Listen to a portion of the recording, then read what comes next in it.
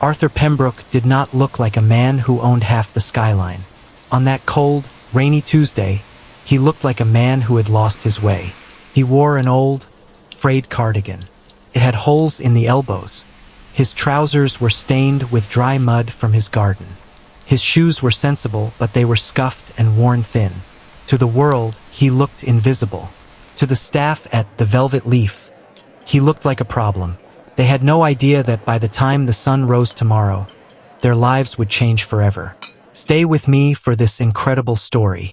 It is a journey about respect, hidden power, and a lesson in humility that this town will never forget. You won't want to miss a single second of how Arthur handled the people who thought they were better than him. Before we get into the heart of the story, please take a moment to subscribe to the channel. It helps us bring more stories like this to you. And tell me in the comments, where are you watching this from? I love seeing how far these stories travel. The rain was coming down in sheets. Arthur stood on the sidewalk, shivering slightly. He wasn't a young man anymore. His bones ached when the dampness settled in. He looked up at the golden sign of the Velvet Leaf. It was the most expensive restaurant in the city. Arthur didn't care about the price. He didn't care about the prestige. He just wanted a bowl of their famous French onion soup. It was his late wife's favorite. Today would have been their 50th wedding anniversary. He wanted to sit in the booth where they had their first date, back when the building was just a small, dusty cafe. He pushed open the heavy oak doors. The warmth hit him first. It smelled of expensive wine and roasted meats. Crystal chandeliers hung from the ceiling. They cast a soft, amber glow over the wealthy patrons. Arthur stepped onto the plush carpet. He left a small, damp footprint. Immediately, the atmosphere changed. The soft clinking of silverware seemed to stop. A group of young professionals in sharp suits looked at him. They whispered and smirked. Arthur ignored them. He walked toward the hostess stand. A young woman stood there. Her name tag said, Tiffany. She was looking at her polished fingernails. When she looked up and saw Arthur, her expression shifted. It wasn't a look of welcome. It was a look of disgust. "Can I help you?" Tiffany asked. Her voice was cold. It was the kind of voice people use when they want you to leave. Arthur smiled gently. "Good evening. I'd like a table for one, please. Near the back window, if possible." Tiffany didn't even look at the seating chart. She crossed her arms. "We are fully committed for the evening, sir. Do you have a reservation?" Arthur knew the restaurant wasn't full. He could see at least 5 empty tables. "I don't have a reservation," Arthur said softly, "but I see a few empty spots. I won't be long.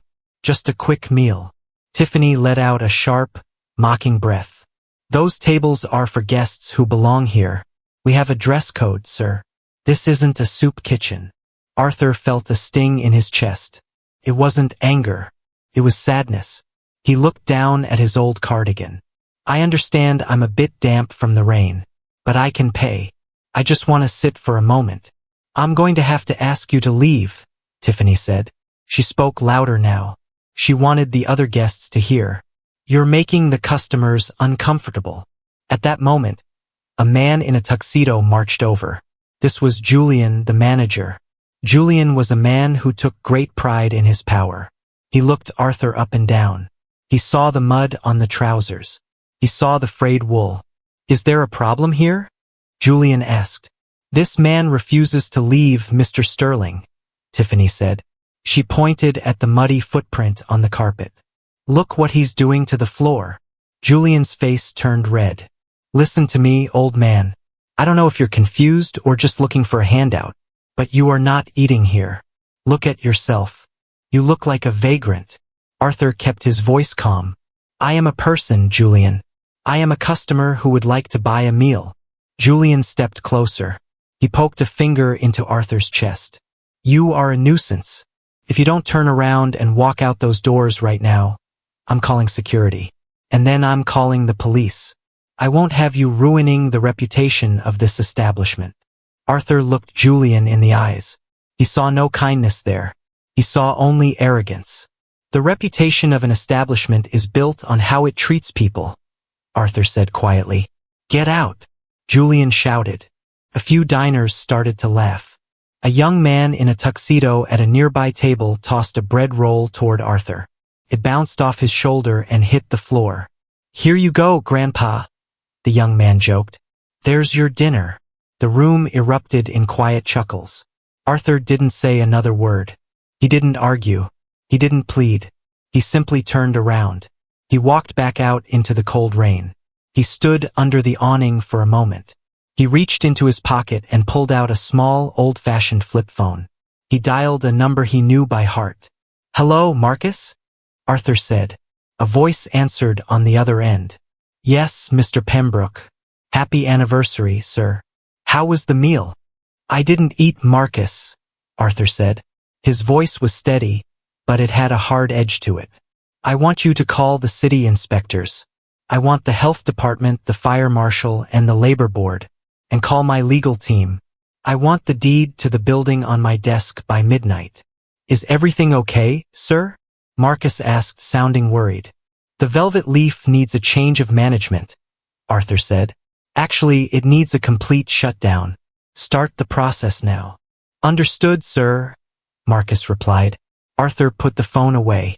He began the long walk home in the rain. He didn't mind the water. He was thinking about Martha. He was thinking about how she always said that money doesn't make a man, but character does. The next morning, the sun was shining. It was a beautiful day in the city. Julian, the manager, arrived at the Velvet Leaf at 8 a.m. He was humming to himself. He felt good. He had defended his restaurant from a beggar the night before. He felt he had done a great job. But when he reached the front doors, he stopped. There were 3 black SUVs parked at the curb. Several men in dark suits were standing by the entrance. They were holding clipboards. One of them was a man Julian recognized. It was the city's head health inspector. "What's going on here?" Julian asked, puffing out his chest. "We aren't due for an inspection for 6 months. The inspector looked at Julian. He didn't smile.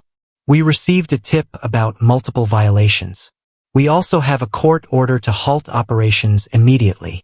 "Halt operations?" Julian gasped. "On what grounds?" "Fire safety, plumbing issues, labor law violations," the inspector listed. "And most importantly, the building's lease has been terminated." Julian felt the blood drain from his face. "The lease? That's impossible. We have a 10-year agreement with the Pembroke Group." "The Pembroke Group is exactly who called us," the inspector said. Just then, a long silver limousine pulled up to the curb. The door opened. A man stepped out. He was wearing a perfectly tailored navy blue suit. His shoes were polished to a mirror shine. His hair was neatly combed. He looked every bit like the billionaire he was. Julian squinted. He recognized the face, but he couldn't quite place it. The man walked toward the restaurant. The men in suits stepped aside to let him pass. "Good morning, Julian," the man said. Julian's heart skipped a beat. It was the voice. The voice was the same as the vagrant from the night before. "You," Julian whispered. "Mr. Pembroke." Arthur Pembroke stood before him. He didn't look angry. He looked disappointed. "I came here last night for a bowl of soup," Arthur said. "I came here to remember my wife. I came here as a human being."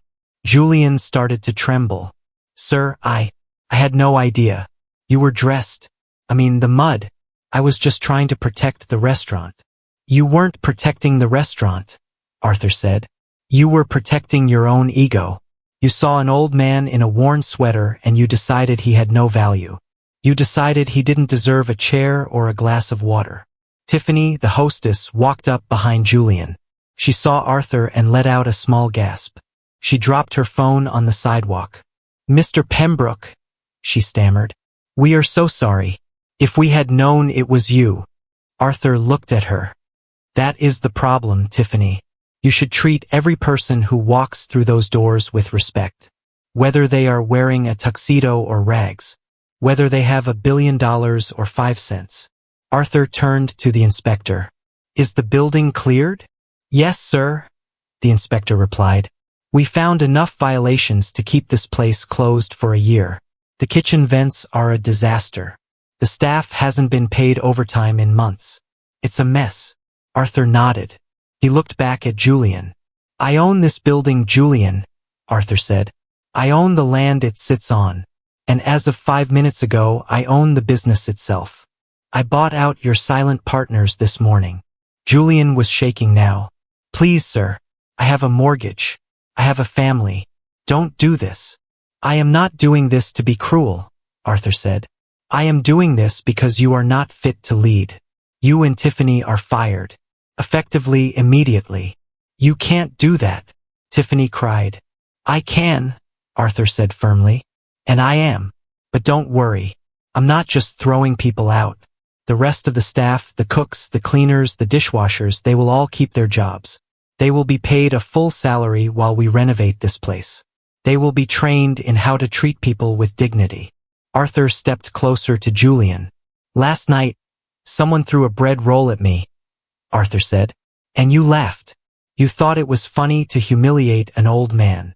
Julian looked down at his shoes. He couldn't meet Arthur's gaze.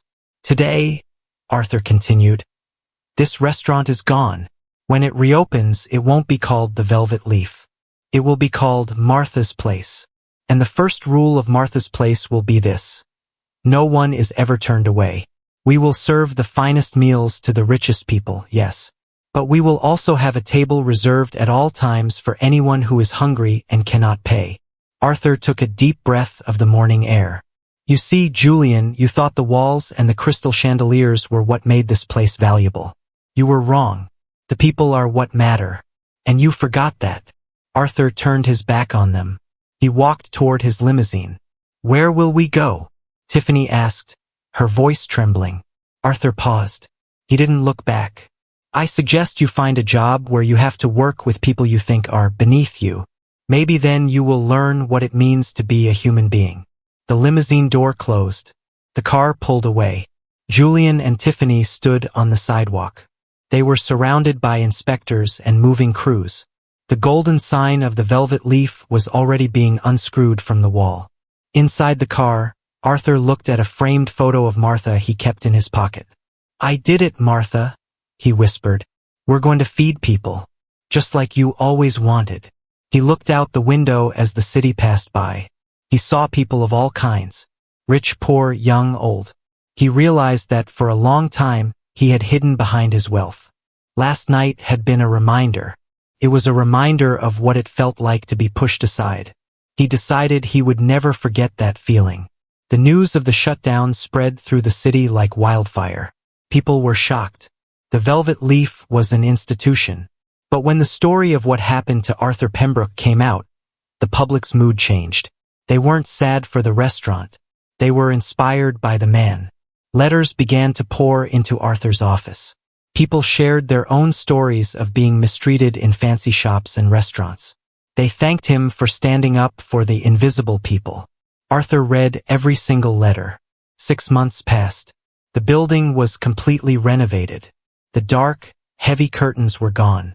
Large, clear windows let in the sunlight. The interior was warm and welcoming. It was still beautiful, but it wasn't intimidating.